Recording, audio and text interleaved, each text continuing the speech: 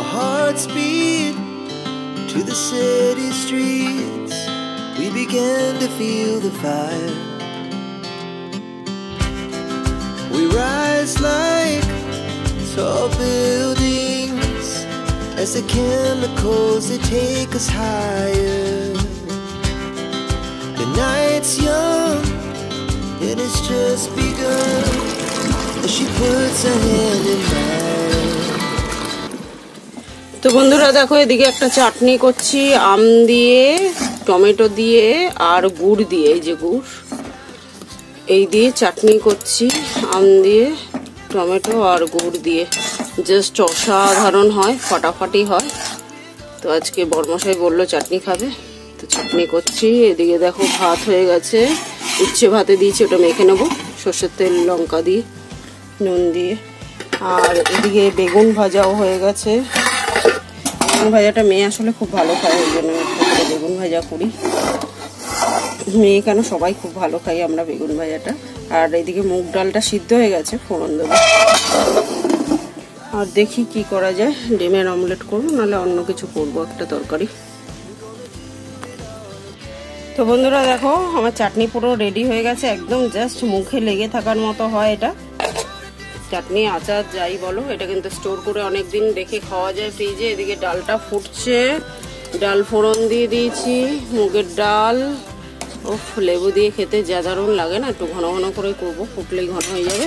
আর এদিকে দেখো দই পাতবো, দুধ গরম হতেও বসিয়ে দিয়েছি একেবারে। পরে আর না মনে থাকে না দই পাতার কথা, তো সকালে পাতলে ভালোভাবে জমবে, দুধটা ভালো করে ফুটুক। আর বড়মশাই আসার সময় একবারে ডিম নিয়ে আসলে তারপর অমলেট করে নেবো। দেখো দুধটা ঠান্ডা হয়ে গেছে, চলো ভালো ঘন হয়ে গেছে, দেখো বুঝতে পারছো তো। আর এদিকে দই লাগিয়ে নিয়েছি পাত্রে, চলো এবার দই পাততে বসিয়ে দিই। বড়মশাইয়ের জন্মদিনের খাওয়া দাওয়াটা কালকে হবে, ওই জন্য আজকে একদম হালকা পাতলা খাওয়া দাওয়া করব। কালকের ব্লগটা কিন্তু খুব ইন্টারেস্টিং হতে চলেছে, কেউ মিস করো না, সবাই কিন্তু ভিডিওটা ফুল ওয়াচ করো। হাজব্যান্ড এখন খেয়ে দিয়ে বেরিয়ে গেছে দেখো, আর মেয়ের জন্য একটু ম্যাগি করে দিলাম, ও ম্যাগি খাবে। আর আমি খাবো ছাতু মুড়ি কলা।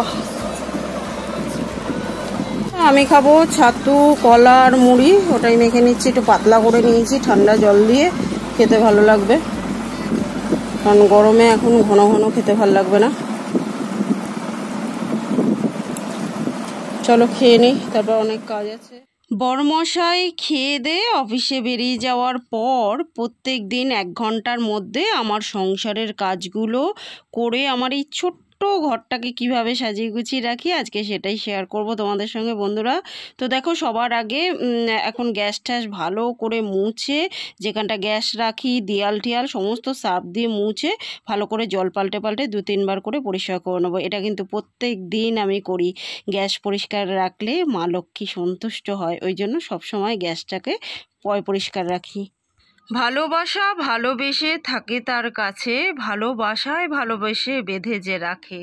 তোমাদের আমি কোনোদিন দেখিনি, শুধুমাত্র তোমাদের আওয়াজ শুনেছি। যে জিনিসটা ছোঁয়া যায় না, চোখে দেখাও যায় না, শুধুমাত্র অনুভব করা যায়, সেটাই তো হলো ভালোবাসা, যেটা আমার আর তোমাদের মধ্যে তৈরি হয়েছে। কিছু কিছু আমার ছোট ছোট বোন দিদি ভাইদের সঙ্গে এমন সম্পর্ক তৈরি হয়েছে, যেটা হয়তো রক্তের সম্পর্কের থেকে, হয়তো কেন বলছি, রক্তের সম্পর্কের থেকে অনেক বড়, অনেক উঁচুতে। সারা জীবন আমার মনের মাঝে তোমরা জমাপুঞ্জি হয়ে রয়ে যাবে। তো এরকমই একটা ছোট্ট বোনের নাম বলবো, যে বোনটা আমার প্রতিদিন আমার ভিডিওগুলো ফুল ওয়াচ করে। আর সাথে আমি যদি কোনো দিন ভিডিও দিতে না পারি, সেদিন এমনভাবে আমার খোঁজ নেয়, দিদি তুমি ভালো আছো তো, ভিডিও দেখলাম না আজকে, তোমার ভিডিওর অপেক্ষায় থাকি, প্রতিদিন তোমার ভিডিও দেখে আমার দিন শুরু হয়, এমনভাবে ও বলে। কোথায় আমার কখন নিজের অজান্তে আমার মনের মাঝে এতটা জায়গা করে নিয়েছে, সে আর বলার মতো না। নিজের বোনের থেকেও বেশি হয়ে উঠেছে ও আমার কাছে। ওর নাম হলো, চ্যানেলের নাম হলো প্রিয়া আপরামিয়া। ও ব্যাঙ্গালোরে থাকে। যদি কেউ ওর সঙ্গে কানেক্ট হতে চাও, কানেক্ট হয়ে যেও। ও কিন্তু ফুল ওয়াচ করে ভিডিওগুলো। তো খুব ভালো থেকো বোন, সুস্থ থেকো। ভাইও খুব ভালো, একদমই ভালো মানুষ, ভাইকে দেখলেই বোঝা যায়। তোমরা দুজনেই খুব ভালো থেকো, সুস্থ থেকো বোন।